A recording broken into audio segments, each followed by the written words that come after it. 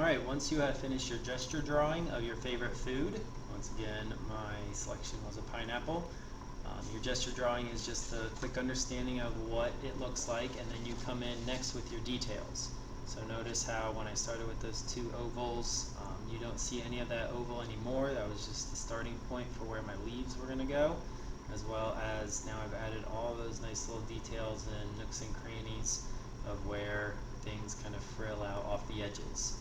Our next step is working background to foreground.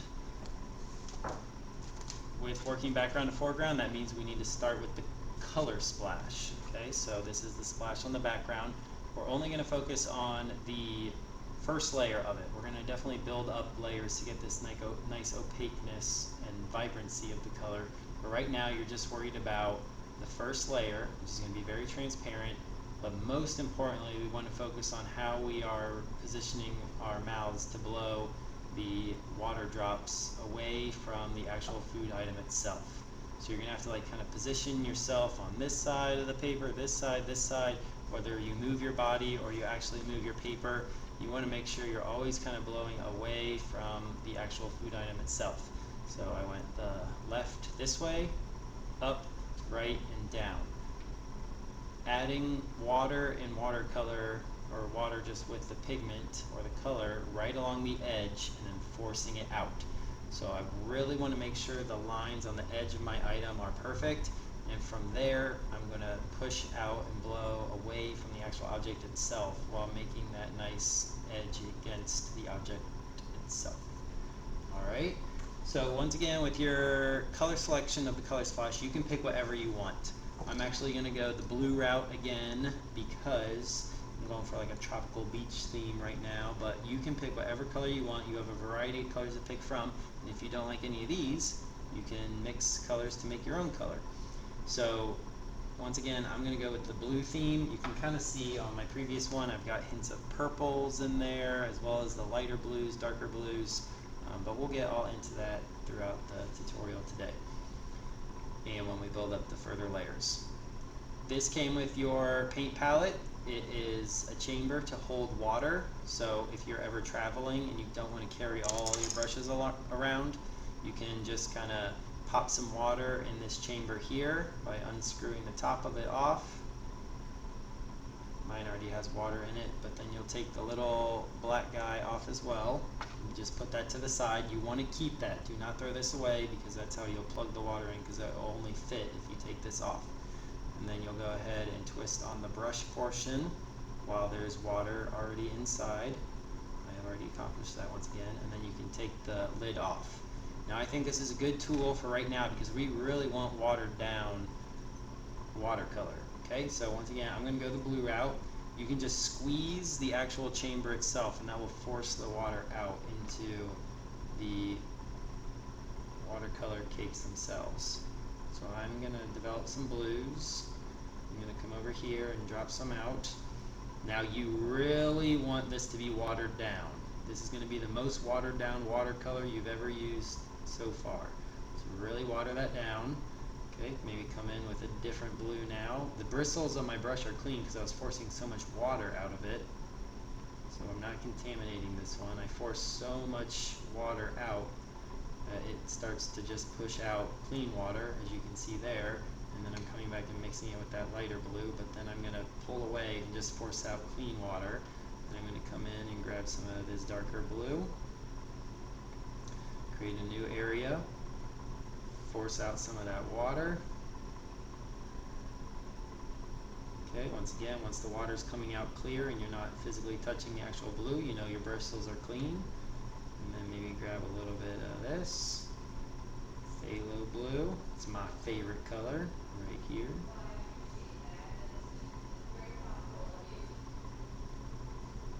Okay, once you have a good majority of the colors that you think you are going to use for your background, that once again that could be a red, orange, yellow theme with warm colors.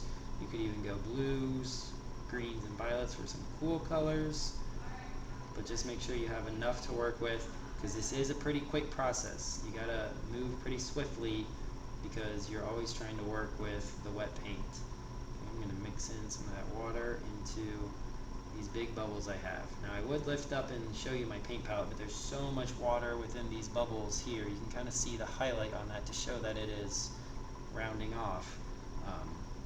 So just understand that you need a lot of water and mix that with some paint. This is just going to be the first layer, so it's going to be very transparent. You can see that on the curriculum website from the ice cream cone example I have already for you. I've got some brushes set off to the side ready to go. They're kind of smaller brushes. So along the edge of my pineapple I've got a lot of little negative space areas. So if I ever need to come in with a small brush to fill that and blend that out, then I have the capabilities of doing so. So once again, you want to make sure you go right up against the edge of your object and not go inside of it. We are working background to foreground, so if you do make a mistake, it is pretty transparent and you should be able to fix it, but we really want to focus on going right up against that edge and not getting this background color splash into our object itself. Okay, so I'm going to come in and grab some of that blue. I'm going to start on the right hand side. So I'm going right up against the edge, forcing some of that water out, grabbing some more of that color. Maybe grab a little bit more with the paint in my paint palette. Push that down, move it around. Okay, and then while there's a lot of liquid on the paper and it is still wet, I'm going to come in and just use the air forced out of my mouth to push it and blow it out. Now this is all going to be kind of a game of chance as well as some kind of strategy, but you need to understand that this is a happening or a chance of what could happen.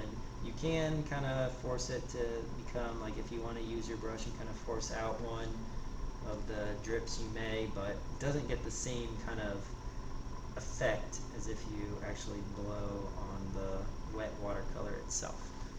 Okay, we got some more water down there, enough to blow it and force it out. Come in and grab a variety of different blues, so we have a little bit of mixture of different blues going on. Once again, get right up against the edge, push in the chamber and force out some of that water.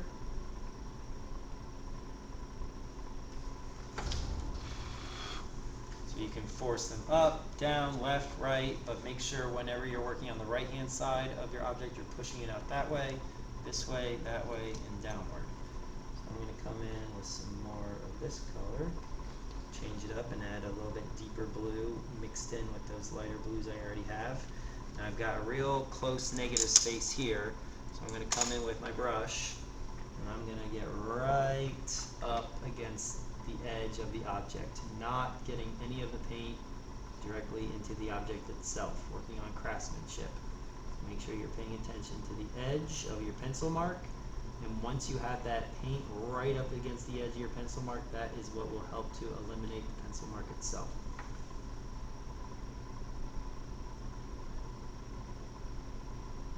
Make sure you are being cautious of where your hand is going so you don't smear anything. Okay, now I'm going to come in with some more blues. I'm going to go with a deeper blue here, going right into those negative spaces.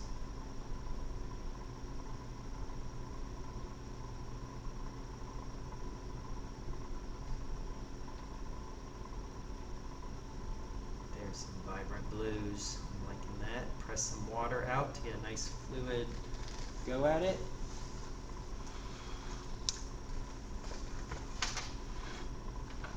Force that off the edge if you want. Okay, once again I got some really tight areas in here, moving my body all around my painting to get right up against the edge. This is a very transparent layer, it's just the first layer, but we're really focusing on the splash effect on this first layer.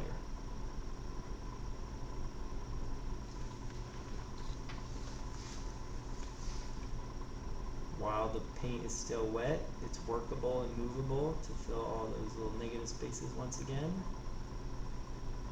Using a very small tipped brush. Okay, underneath the pineapple, we can say that it's going to cast a shadow. So I'm just going to come right in and add my darkest blue.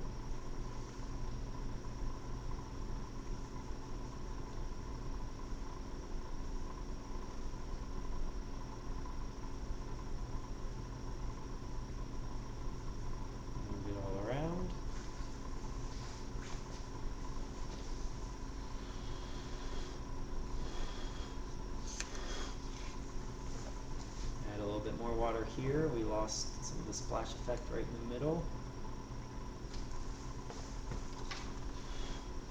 There we go.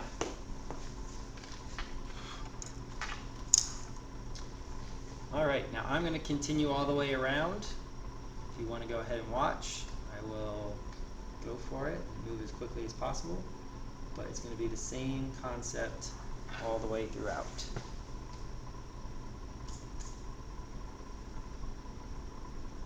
Adding just the idea of the color around the edges, and then I will use my smaller brush to get up and close with those negative spaces right along the edge of my object. Or my food item, in this case the pineapple. Press some water out of my brush.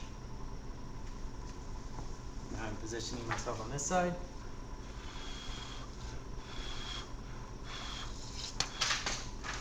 Oh no, I lost my paper.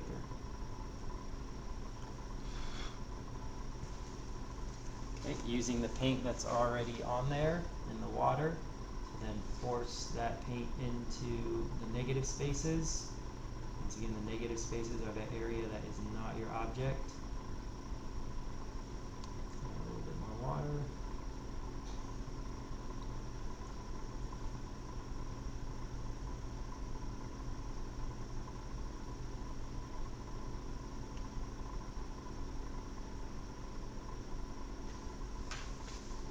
Watch where your hand goes so you don't smear the other portions of the splashes as they are still wet. And if you touch them, it'll lose the effect and smear, and we want to keep the background as white as possible so we don't lose any craftsmanship points.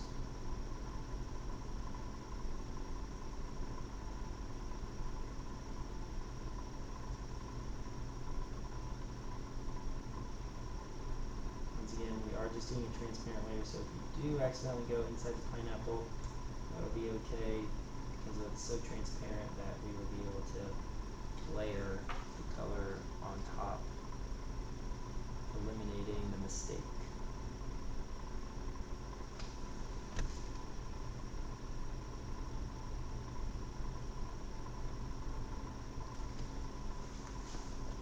Okay, now I have the majority of the pineapple complete around the actual pineapple itself. Now I'm going to focus on the area of the stem with the leaves. There's a lot of negative space going on up here, so I'm going to kind of just stay around the outside. I'm going to focus on using a lighter blue now as I focused on all deepen that blue down there, but a darker blue at the bottom and a lighter blue at the top. It's just personal preference. That's what I want to do. You have the ability to do whatever you want to do. The colors you want to do is completely up to you as the artist and the creator. I want you guys to use your creativity and develop really cool works of art with color selections that you enjoy and have fun with.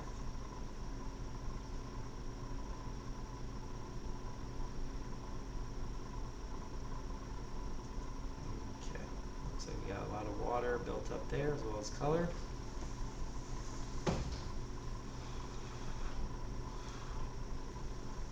The more force you give, the further the lines will go out. If you just ease into it, they won't go as far. There we go.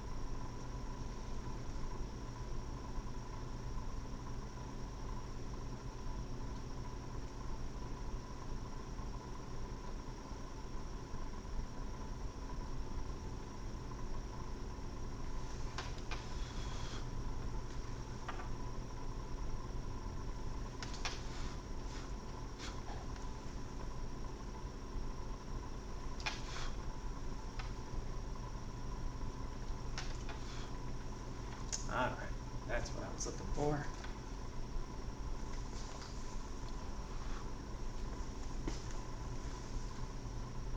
Okay, now I'm going to come in with my brush and focus on filling those gaps in negative space. Once again, watch where your hand and arm go, as you do not want to touch any of the wet paint that is on your paper to smear it and lose the effect.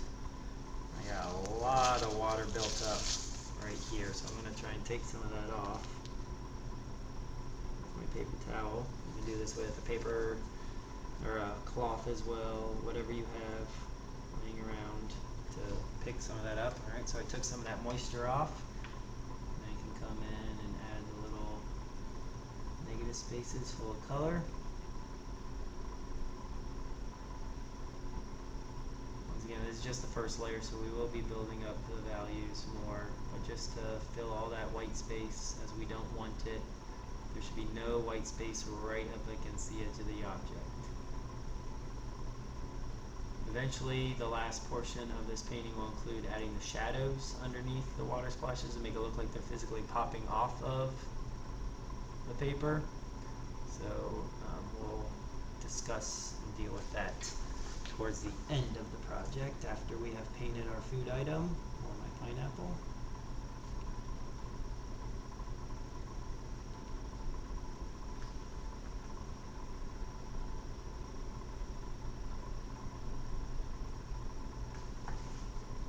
Notice how I'm lifting my arm off the paper because I do not want to lose the integrity of those splashes.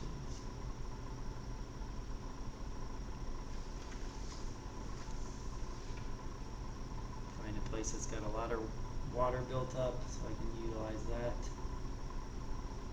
to add liquid to flow my watercolor more into those negative spaces. And almost there. Alright, there you have it. Now, another added feature you can do is come in with the brush with some color on it and just kind of flick it on there. Be very cautious, don't ruin what you have, and make sure you don't splash any on the food item itself or splash anything on whatever's around your painting and ruin that. So make sure you are cautious of your surroundings and being very specific with your splashing of the dots.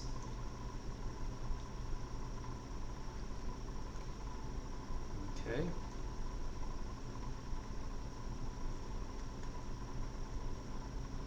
Don't overdo the dots, okay? Kind of just fill some spaces that you think need a little bit more attention to color. And just one more in that top corner. And I think I am done with the color splash phase for part one of adding just the first transparent layer. Eventually we will build up the layers some more to make it nice and vibrant like that. But here you are with your watercolor splash of the background of your favorite food item. I want you guys to have fun with this. This is a new technique we haven't tried out before. So I hope you enjoy it and be aware of the edges and the negative space and have fun.